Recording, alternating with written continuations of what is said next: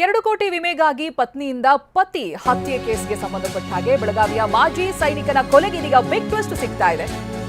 FSL ವರದಿಯನ್ನ ತಿರುಚಿ ಕೇಸನ್ನ ಮುಚ್ಚಿ ಹಾಕಿದ್ದು ಬಹಿರಂಗ ಆಗ್ತಾ ಇದೆ. ಅಚ್ಚರಿ ಅಂತ ಹೇಳಿದ್ರೆ ಎಫ್ಎಸ್ಎಲ್ ಅಧಿಕಾರಿಗಳು ಕೊಲೆ ಕೇಸ್ನಲ್ಲಿ ಭಾಗಿಯಾಗಿರೋದು ಅಂತ ಹೇಳಿದ್ರೆ ದಾಖಲೆಗಳನ್ನ ಮುಚ್ಚಾಕೋದಕ್ಕೆ ಸಹಾಯ ಮಾಡಿರೋದು. ರಾಜ್ಯದಲ್ಲೇ ಮೊದಲ ಬಾರಿ ಇಂಥದ್ದೊಂದು ಕೇಸ್ ಬಯಲಾಗಿದೆ. ಅಧಿಕಾರಿಗಳಿಂದ ಮರಣೋತ್ತರ ಪರೀಕ್ಷೆ ವರದಿಯನ್ನ ಎಡಿಟ್ ಮಾಡಿದ್ದಾರೆ. ವರದಿಯನ್ನ ತಿರುಚಿ ಕೇಸ್ ದಿಕ್ಕನ್ನೇ ತಪ್ಪಿಸಿದ್ದಾರೆ ಎಫ್ಎಸ್ಎಲ್ ಅಧಿಕಾರಿ ಮತ್ತೆ ಸಿಬ್ಬಂದಿ. ತನಿಖೆಯಲ್ಲಿ ಎಫ್ಎಸ್ಎಲ್ ಅಧಿಕಾರಿ ಸಿಬ್ಬಂದಿಯ ಕೃತ್ಯ ಬಟಾ ಬಯಲಾಗಿದೆ.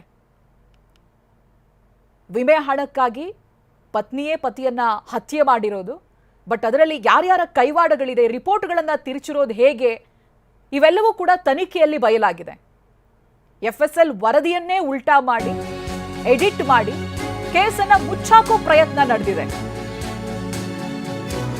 ನೋಡೋಣ ಅದರ ಡೀಟೇಲ್ಸ್ಗಳನ್ನ. ಕಮಿಷನರ್ ಕಚೇರಿ ಎಫ್ಡಿಎ ಅಶೋಕ್ ಸಂಪರ್ಕಿಸಿದ್ದಾರೆ. ಸುಮಾ, ಎಫ್ಡಿಎ ಅಶೋಕ್ ಮೂಲಕ ಎಫ್ಎಸ್ಎಲ್ ಅಧಿಕಾರಿಗಳ ಸಂಪರ್ಕ ಮಾಡುತ್ತಾರೆ. 3 ಲಕ್ಷ ಹಣ ಪಡೆದು ವರದಿಯನ್ನ ತಿರುಚುತ್ತಾರೆ ಅಧಿಕಾರಿಗಳು. ಲಂಚ ತಗೊಂಡು ಈ ರೀತಿಯಾಗಿ ಮಾಡಿದ್ದಾರೆ. ಎಫ್ಡಿಎ ಅಶೋಕ್, ಎಫ್ಎಸ್ಎಲ್ ಅಧಿಕಾರಿ ಸೇರಿ 9 ಮಂದಿಯನ್ನ ಅರೆಸ್ಟ್ ಮಾಡಿದ್ದಾರೆ. ಎಫ್ಎಸ್ಎಲ್ ಅಧಿಕಾರಿ ಪಿಎನ್ ನಾಗರಾಜ್, ವೈದ್ಯ ಬಸವರಾಜ್, ಆಸ್ಪತ್ರೆ ಸಿಬ್ಬಂದಿ ರಾಹುಲ್ ಜೋಗಿ ಬಂಧನ ಆಗಿದೆ. ಎಫ್ಎಸ್ಎಲ್ ಕಚೇರಿ ಗುಮಾಸ್ತ ಅಪ್ಪ ಸಾಬಾ ನಾಯ್ಕವಾಡಿ ಅಂತ ಆತನನ್ನು ಕೂಡ ಬಂಧಿಸಲಾಗಿದೆ. ಎಫ್ಎಸ್ಎಲ್ ಲ್ಯಾಬ್ ಅಸಿಸ್ಟೆಂಟ್ ಚೆನ್ನಯ್ಯ ಆತನನ್ನು ಅರೆಸ್ಟ್ ಮಾಡಲಾಗಿದೆ. ಸುಮಾ ಪ್ರಿಯಕರ ಪುಂಡಲೀಕ ಸಚಿನ್ ಕೂಡ ಬಂಧನ ಆಗಿದೆ.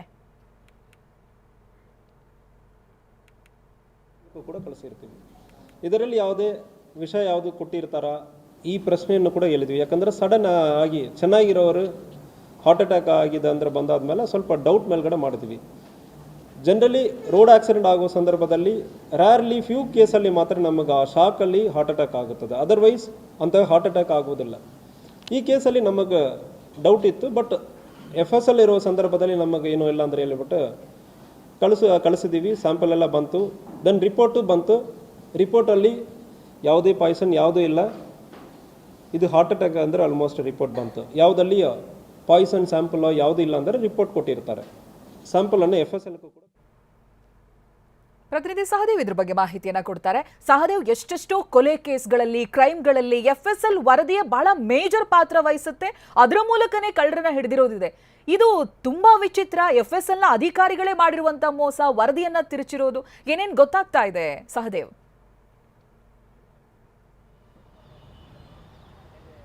ಚೈತ್ರ, ನೀವು ಹೇಳದಂತೆ ನಿಜವಾಗ್ಲೂ ಇಲ್ಲಿ ಎಫ್ಎಸ್ಎಲ್ ಅಧಿಕಾರಿಗಳ ಮೇಲೆ ಇನ್ನು ಮುಂದೆ ಯಾವ ರೀತಿಯಾದಂಥ ನಂಬಿಕೆ ಇಡಬೇಕನ್ನುವಂಥ ನಿಟ್ಟಿನಲ್ಲಿ ಪ್ರಶ್ನೆ ಮೂಡ್ತಾ ಇರುವಂಥದ್ದು. ಯಾಕಂದರೆ ಬಹಳಷ್ಟು ಪ್ರಕರಣಗಳು ಹೈ ಪ್ರೊಫೈಲಿಂದ ಹಿಡಿದು ಬಹುತೇಕ ಪ್ರಕರಣಗಳು ಈ ಒಂದು ಎಫ್ಎಸ್ಎಲ್ನಲ್ಲಿ ಬಂದಂಥ ವರದಿಯ ಆಧಾರದ ಮೇಲೆ ಸಾಕಷ್ಟು ಪ್ರಕರಣಗಳು ಬೆಳಕಿಗೆ ಬಂದಿರುವಂಥದ್ದು. ಆದರೆ ಇಲ್ಲಿ ಒಂದು ಕೊಲೆ ಪ್ರಕರಣ ಎಫ್ಎಸ್ಎಲ್ ಅಧಿಕಾರಿಗಳ ಭಾಗಿಯಿಂದ ಮುಚ್ಚಿ ಹೋಗಿದ್ದು ಈಗ ಬೆಳಕಿಗೆ ಬಂದಿರುವಂಥದ್ದು. ಸದ್ಯ ಈಗ ಬೆಳಗಾವಿ ಜಿಲ್ಲೆ ಹುಕ್ಕೇರಿ ತಾಲೂಕಿನ ಗೋಡಿಗೇರಿ ಗ್ರಾಮದಲ್ಲಿ ಮಾಜಿ ಸೈನಿಕ ಸಂದೀಪ್ ಎಂಬಾತನನ್ನು ಕೊಲೆಯಾಗುತ್ತೆ. ಕೊಲೆಯಾದ ಬಳಿಕ ಇಲ್ಲಿ ಪತ್ನಿಯ 2 ಕೋಟಿ ರೂಪಾಯಿ ವಿಮೆ ಹಣಕ್ಕಾಗಿ ಆತನನ್ನು ಮರ್ಡರ್ ಮಾಡಿಸಿರುವಂಥದ್ದು ವಿಚಾರ ಕೂಡ ಈಗ ಬೆಳಕಿಗೆ ಬಂದಿರುವಂಥದ್ದು.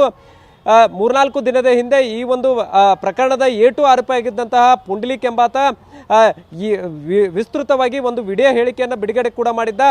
ಆತನ ಏನು ಒಂದು ಸ್ಟೇಟಸ್ ಆಧರಿಸಿ ಪೊಲೀಸರು ತನಿಖೆಗಿಳಿದಂಥ ಸಂದರ್ಭದಲ್ಲಿ ಇಡೀ ಪ್ರಕರಣ ಕೊಲೆ ರಹಸ್ಯ ಬೆಳಕಿಗೆ ಬಂದಿತ್ತು. ಆದರೆ ಇಲ್ಲಿ ಏನು ಆತನಿಗೆ 3 ತಿಂಗಳ ಹಿಂದೆ ಅಪಘಾತವಾಗಿ ಆಸ್ಪತ್ರೆ ಪಾಲಾಗಿರ್ತಾನೆ. ಆ ಒಂದು ಸಂದರ್ಭದಲ್ಲಿ ಆತನ ಗ್ಲುಕೋಸ್ ಬಾಟ್ಲಲ್ಲಿ ವಿಷ ಹಾಕಿ ಕೊಲೆ ಮಾಡಲಾಗುತ್ತೆ. ಅದಾದ ಬಳಿಕ ಹಾರ್ಟ್ ಅಟ್ಯಾಕ್ನಿಂದ ಈತ ಸತ್ತ ಅನ್ನುವಂಥದ್ದನ್ನು ಕೂಡ ಇಲ್ಲಿ ಬಿಂಬಿಸಲಾಗುತ್ತೆ. ಈ ಒಂದು ಸಂದರ್ಭದಲ್ಲಿ ಎಮಕನಮಡಿ CP ಆದಂಥ ಜಾವೀದ್ ಅವರಿಗೆ ಒಂದು ಸಂಶಯ ಮೂಡುತ್ತೆ. ಸೊ ಅಪಘಾತದಲ್ಲಿ ಸತ್ತಂಥ ವ್ಯಕ್ತಿ ಅಪಘಾತ ಆದಂಥ ವ್ಯಕ್ತಿಗೆ ಹಾರ್ಟ್ ಅಟ್ಯಾಕ್ ಹೇಗಾಯ್ತು ಅನ್ನುವಂಥ ಪ್ರಶ್ನೆ ಮೂಡುತ್ತೆ. ಇದೇ ಒಂದು ಕಾರಣಕ್ಕಾಗಿ ಅವತ್ತಿನ ದಿನ ಮರಣೋತ್ತರ ಪರೀಕ್ಷೆ ಮಾಡಿಸಿ ಎಫ್ಎಸ್ಎಲ್ಗೆ ವರದಿಗೂ ಕೂಡ ಕೇಳಿರ್ತಾರೆ. ಆದರೆ ಇಲ್ಲಿ ಎಫ್ಎಸ್ಎಲ್ನ ಮುಖ್ಯ ಅಧಿಕಾರಿ ನಾಗರಾಜ್ ಸೇರಿದಂತೆ ಅಸಿಸ್ಟೆಂಟ್ ಸೇರಿದಂತೆ ಗುಮಾಸ್ತ 3 ಜನ ಭಾಗಿಯಾಗಿ ಇಡೀ ವರದಿಯನ್ನು ತಿರುಚಿ ವರದಿಯನ್ನು ಕೊಟ್ಟಿರ್ತಾರೆ.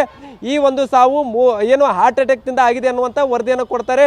ಸೊ ಅದಾದ ಬಳಿಕ ಬಹುತೇಕ ಎಫ್ಎಸ್ನಲ್ಲಿ ವರದಿ ಕೊಟ್ಟಿರುವಂಥ ವರದಿ ಸರಿ ಇದೆ ಅನ್ನುವಂಥ ಕಾರಣಕ್ಕಾಗಿ ಎಲ್ಲರೂ ಕೂಡ ಸುಮ್ಮನೆ ಇರ್ತಾರೆ. ಯಾವಾಗ ಈ ಒಂದು ಅನೈತಿಕ ಸಂಬಂಧ ಹೊಂದಿದಂಥ ಪುಂಡ್ಲಿಕ್ ಏನಿರ್ತಾನೆ ಆತ ಒಂದು ವಿಡಿಯೋವನ್ನು ಮಾಡಿ ಸ್ಟೇಟಸನ್ನು ಹಾಕ್ಕೊಳ್ತಾನೆ. ಸೊ ಆತನ ಹೇಳಿಕೆ ಆಧರಿಸಿ ಮತ್ತೆ ತನಿಖೆ ಹೇಳಿದಂತಹ ಪೊಲೀಸರು ಎಫ್ಎಸ್ಎಲ್ನಲ್ಲಿದ್ದಂತಹ ಕೆಲವೊಂದಿಷ್ಟು ಸ್ಯಾಂಪಲ್ಸ್ಗಳನ್ನು ಕೂಡಲೇ ತಮ್ಮ ವಶಕ್ಕೆ ತೆಗೆದುಕೊಂಡು ಬೆಂಗಳೂರು ಕಚೇರಿಗೆ ಕಳಿಸ್ಕೊಡ್ತಾರೆ. ಅಲ್ಲಿ ವಿಷಯದಿಂದ ಆತ ಸತ್ತಿದ್ದಾನೆ ಅನ್ನುವಂಥ ವರದಿ ಬರುತ್ತೆ. ತಕ್ಷಣ ಆತನ ಪತ್ನಿ ಸುಮಾನನ್ನ ಅರೆಸ್ಟ್ ಮಾಡ್ತಾರೆ, ಪುಂಡ್ಲಿಕ್ನನ್ನ ಅರೆಸ್ಟ್ ಮಾಡ್ತಾರೆ. ಸೊ ಅದಾದ ಬಳಿಕ FSL ವರದಿಯನ್ನು ತಿದ್ದುಪಡಿ ಮಾಡಿದಂಥ 3 ಅಧಿಕಾರಿಗಳನ್ನು ಕೂಡ ಈಗ ಅರೆಸ್ಟ್ ಮಾಡಿರುವಂಥದ್ದು. ಅದರ ಜೊತೆಗೆ ಬೆಳಗಾವಿಯ ಪೊಲೀಸ್ ಕಮಿಷನರ್ ಕಚೇರಿಯಲ್ಲಿ FDA ಆಗಿದ್ದಂಥ ಅಶೋಕ್ ಗುಜ್ನಾಳ್ ಎಂಬಾತನನ್ನು ಕೂಡ ಈಗ ಅರೆಸ್ಟ್ ಮಾಡಿರುವಂಥದ್ದು. ಅಶೋಕ್ ಗುಜ್ನಾಳ್ ಏನಿದ್ದಾರೆ ಈತ ಸಂಪರ್ಕ ಕೊಂಡಿಯಾಗಿ ಕೆಲಸ ಮಾಡಿರ್ತಾನೆ. ಈ ಸುಮಾ ಏನಿದ್ದಾಳೆ, ಸುಮಾ ಮತ್ತು FSL ಅಧಿಕಾರಿಗಳ ನಡುವೆ ಒಂದು ಮಧ್ಯಸ್ಥಿಕೆ ವಹಿಸಿ 3 ಲಕ್ಷಕ್ಕೆ ವ್ಯವಹಾರವನ್ನು ಮುಗಿಸಿಕೊಟ್ಟಿರ್ತಾನೆ. ಸೊ ಈ ಒಂದು ಕಾರಣಕ್ಕಾಗಿ ಆತನನ್ನು ಕೂಡ ಈಗ ಅರೆಸ್ಟ್ ಮಾಡಿರುವಂಥದ್ದು. ಪ್ರಕರಣಕ್ಕೆ ಸಂಬಂಧಪಟ್ಟಂತೆ ಏನು ಖಾಸಗಿ ಆಸ್ಪತ್ರೆಯಲ್ಲಿ ಈ ರಾಹುಲ್ ಜೋಗಿ ಅನ್ನುವಂಥ ವ್ಯಕ್ತಿ ಏನಿದ್ದಾನೆ ಈತ ವಿಷ ಹಾಕುವಂಥ ಐಡಿಯಾ ಕೊಟ್ಟಿರ್ತಾನೆ ಸಲೈನ್ ಬಾಟಲಲ್ಲಿ. ಸೊ ಆತನನ್ನು ಕೂಡ ಈಗ ಅರೆಸ್ಟ್ ಮಾಡಿದ್ದಾರೆ. ಅದರ ಜೊತೆಗೆ ಈ ಒಂದು ಪ್ರಕರಣಕ್ಕೆ ಸಂಬಂಧ ಒಟ್ಟು 9 ಜನರೀಗ ಅರೆಸ್ಟ್ ಮಾಡಿ ತನಿಖೆಯನ್ನು ಮಾಡ್ತಾ ಇರುವಂಥದ್ದು. ಮತ್ತೊಂದು ಕಡೆ ಈ ಒಂದು FSL ವರದಿಯನ್ನು ತಿದ್ದುಪಡಿ ಮಾಡಲಾಗಿದೆ. ಇದರಲ್ಲಿ ಮತ್ತೆ ಇನ್ನಾದರೂ ಯಾರಾದರೂ ಭಾಗಿಯಾಗಿದ್ದಾರಾ, ಅದರ ಜೊತೆಗೆ ಈ ಹಿಂದೆ ಯಾವುದಾದ್ರೂ ಪ್ರಕರಣಗಳು ಈ ರೀತಿಯ ತಿದ್ದುಪಡಿ ಮಾಡಿದಾರ ಅನ್ನುವಂಥ ನಿಟ್ಟಿನಲ್ಲೂ ಕೂಡ SP ಅವರು ತನಿಖೆಯನ್ನು ಮಾಡ್ತೇವೆ ಅನ್ನುವಂಥ ಮಾತನ್ನು ಕೂಡ ಹೇಳಿರುವಂಥದ್ದು. Chaitra. Okay, thank you Sahadev Mane ಮಾಹಿತಿಗಾಗಿ.